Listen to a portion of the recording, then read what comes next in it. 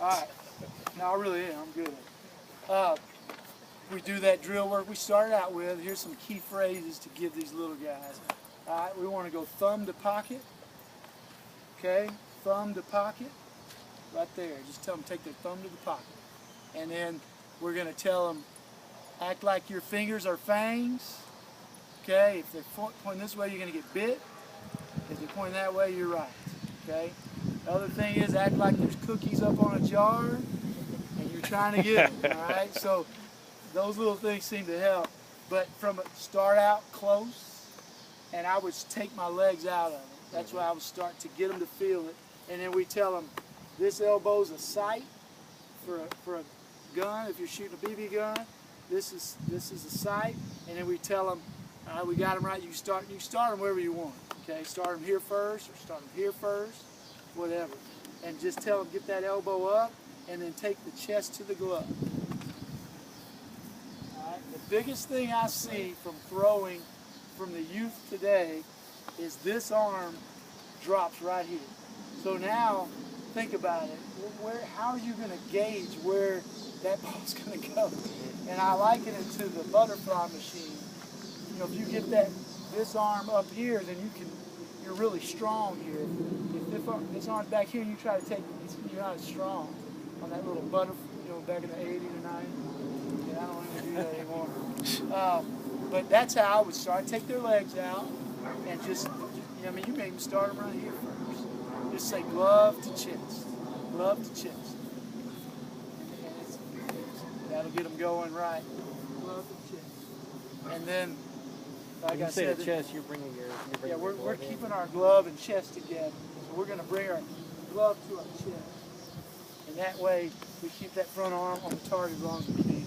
They'll pull it off a little bit sometimes, but that's exaggerating. Like, we really won't go. But that helps them understand, I got to keep this on the target a long time. This glove and chest. And like a lot of guys they'll talk about pulling this down, but that causes a little bit of this to happen. But if you see little kids throw, most of the time their ball is going like that anyway. So that's because their front side's off and they're cutting it and it's taking off. So if you watch them, you know, that's probably a good sign that they're not staying on the ball. And then I would tell them at a young age, just pull the backside when you throw. Just pull it. The last thing, this finger should be the last thing on that ball when you release it. Just pull it. And they'll start to realize that it's not, we call it throwing hand grenades. You know, they're just chunking hand grenades, you know.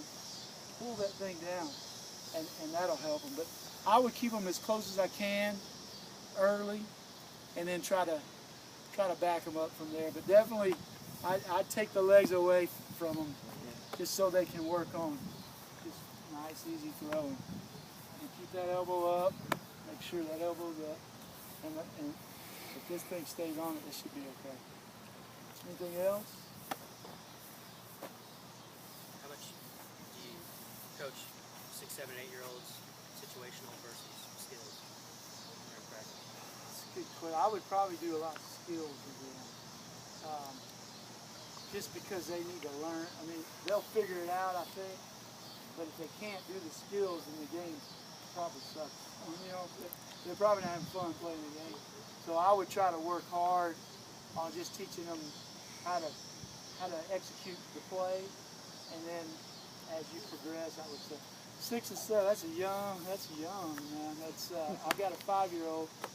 She can throw and she can swing a little bit, but I don't know about fielding it. That would be tough. But I would say, yeah, just you know, teach them to throw. I mean, that would be the first thing. I just try to teach them to throw as much as I could, and then as they progress. But I know y'all got to start playing games pretty soon, so it's probably I'm talking business right now. You know, I'm looking deep into it. But you know, I would say, you know, just give them as much skill, and the best thing is that little just roll it through. Now you can sit on the bucket and just roll it through. And they can catch, throw. You can have them throwing across. You can do whatever you want, but give them a lot of reps so they can build some confidence. You know, if you roll it to them, they'll start feeling good about themselves because they're going to catch it every time. and then that confidence might carry over in the game. Now you got to give them some live stuff, of course, but the more they get confidence, the better it is. I mean, I've had college shortstops that lost their confidence, and we have to take them back to square one. I mean, I'll take our middle guys out there with a bucket of balls, and I'll just roll it to the shortstop, feed second, roll. We get 100 of them, just roll it. And they're working on their footwork and doing everything right. So that's big.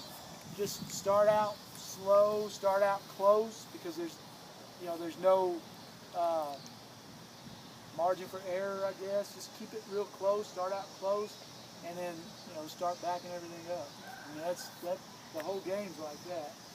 So work on kind of giving them a comfort zone, get them in a position where they feel good, and then kind of go from there. Anything else?